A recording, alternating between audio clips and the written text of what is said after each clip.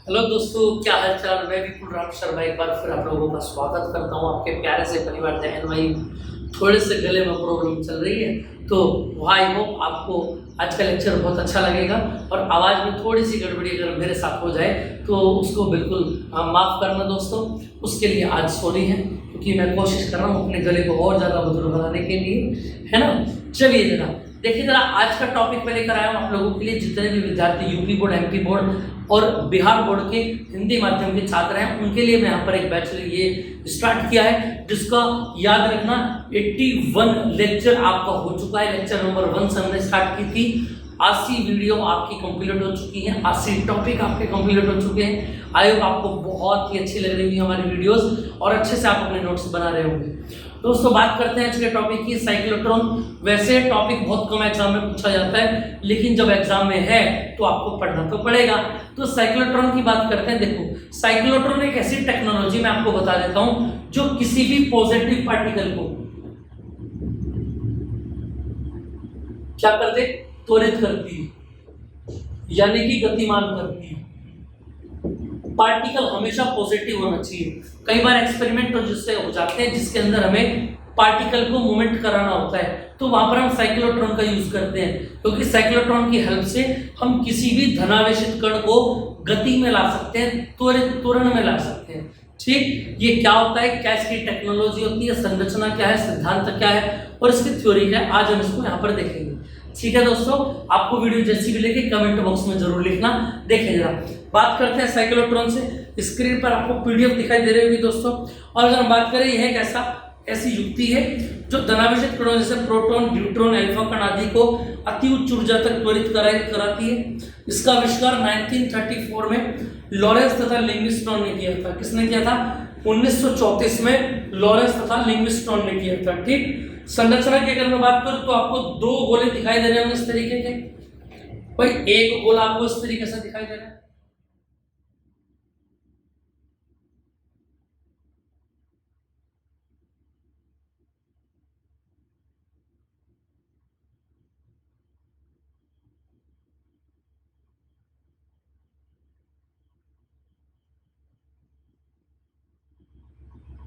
और यहां पर आप पार्टिकल को रखेंगे। इसको कहते हैं D1 और इसको कहते हैं D2, और यहां से इसको हमने कनेक्ट, इनको बोलते हैं डीज।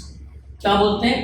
2 डीज होते हैं, D1 होता है और एक D2 होता है। देखेंगे क्या लिखा हुआ है इसमें, डी आकार के धातु के 2 खोखले छोटे गोले D1 व D2 होते हैं, जिन्हें डीज कहते हैं, तथा ये डीज एक दूसरे से अल्प दूरी पर रखे होते हैं। ये डीज एक शक्तिशाली वैद्युत चुंबकीय के ध्रुवों के बीच रखे जाते हैं, है ना।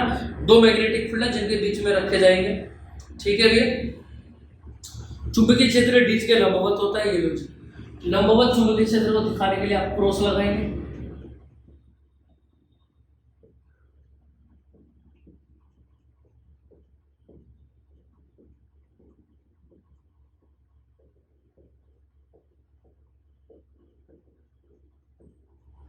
ये लंबवत चुंबकीय क्षेत्र हो जाएगा दोस्तों। ठीक है, देखिए आगे क्या लिखा हुआ है, दोनों डीज का संबंध उच्च आवृत्ति 10 से 15 मेगाहर्ट्ज तथा उच्च वोल्टेज 10 वोल्ट की कोटि के 2 लित्र से कर दिया जाता है। ये 2 लित्र हमने कनेक्ट कर दिया। यहाँ पर समझ में आ रही है बात? यानी जो एक एक करके दोलन निकालेगा और यहाँ पर हम काउंट करेंगे। क्लियर है? तो सिद्धांत की अगर मैं बात करूँ, जब कोई आवेशित कण एक समान चुंबकीय क्षेत्र में लंबवत गति करता है तथा विद्युत क्षेत्र द्वारा त्वरित होता है, तो वह बढ़ती हुई त्रिज्या के सर्पिलाकार पथ का अनुसरण करता है तथा उसकी चाल लगातार बढ़ती चली जाती है, अर्थात कण उच्च ऊर्जा तक त्वरित हो जाता है। इसकी कार्यविधि को देखेंगे दोस्तों, तो देखेंगे कार्यविधि में क्या है, m द्रव्यमान तथा +q आवेश का एक धनावेशित कण आयन स्रोत S से उस क्षण निर्गत होता है जब D1 पर धन विभव और D2 पर ऋण विभव, यानी D1 वाले पर पॉजिटिव आ जाएगा और D2 वाले पर नेगेटिव आ जाएगा। यह आयन डीज के बीच के अंतराल में उपस्थित, ये जो बीच में गैप बना हुआ है ना, उपस्थित। ठीक है, अब देखिए जरा आगे,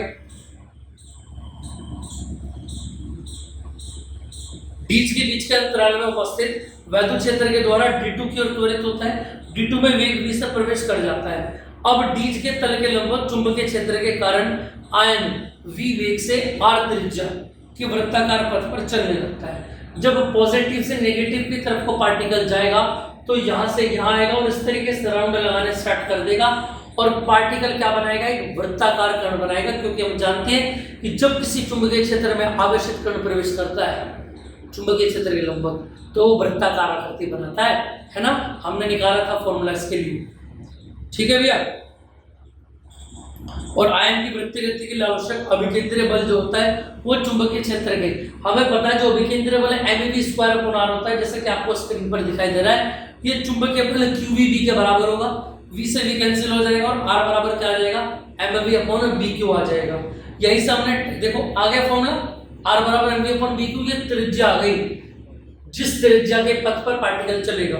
उसके बाद आवर्त काल आ जाता है, t बराबर क्या होता है, दूरी बटे चाल, दूरी क्या हो जाती है 2 और चाल क्या हो जाती है v। यहाँ पर हमने r का मान रखा और r का मान क्या होता है mv/bq, तो भैया v से v कैंसिल हो गया, t बराबर क्या आ गया, देखें स्क्रीन पर 2πm/bq आ गया।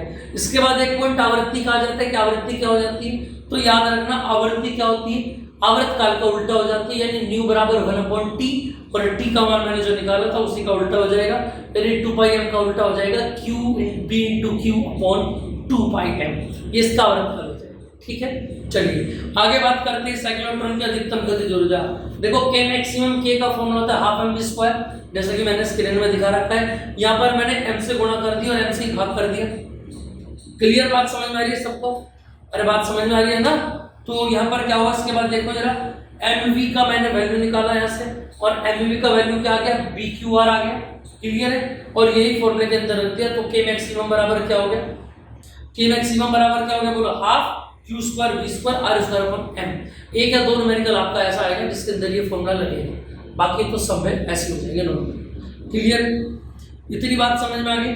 उसके बाद साइक्लोट्रॉन की लिमिट्स क्या होती है ये देख लेते हैं। देखें दोस्तों जरा, साइक्लोट्रॉन की परिसीमाएं क्या होती हैं। नंबर 1 पॉइंट देखेंगे, साइक्लोट्रॉन द्वारा अनावश्यक कण जैसे न्यूट्रॉन को त्वरित नहीं किया जा सकता। नंबर 2, साइक्लोट्रॉन द्वारा इलेक्ट्रॉन को त्वरित नहीं, मैंने क्या बताया, साइक्लोट्रॉन केवल जो पॉजिटिव पार्टिकल होंगे उन्हीं को केवल क्या करेगा, मोमेंट में लाएगा। तो इलेक्ट्रॉन तो नेगेटिव है, उसके साथ कुछ नहीं होगा, ठीक है। साइक्लोट्रॉन के द्वारा आवेशित कणों को इतने उच्च वेग तक त्वरित नहीं किया जा सकता, उनका वेग प्रकाश के वेग के तुल्य हो जाए। समझ में आई बात? तो सीधी सी बात यही है कि साइक्लोट्रॉन के थ्रू आवेशित कण जितने भी होंगे उनको आप मोमेंट में ला सकते हैं, ठीक है दोस्तों। चलिए, तो ये वीडियो आपकी कंप्लीट हो जाती है साइक्लोट्रॉन की। आई होप आपको बहुत अच्छे से क्लियर आई होगी। मिलते हैं नेक्स्ट क्लास में नई वीडियो के साथ। गले में थोड़ी प्रॉब्लम चल रही है, जिसको देखते हैं थोड़ा जल्दी सही करने की कोशिश में लगे हुए हैं, जिससे आपको और बेहतर एनर्जी के साथ बढ़िया कंटेंट दिया जाए।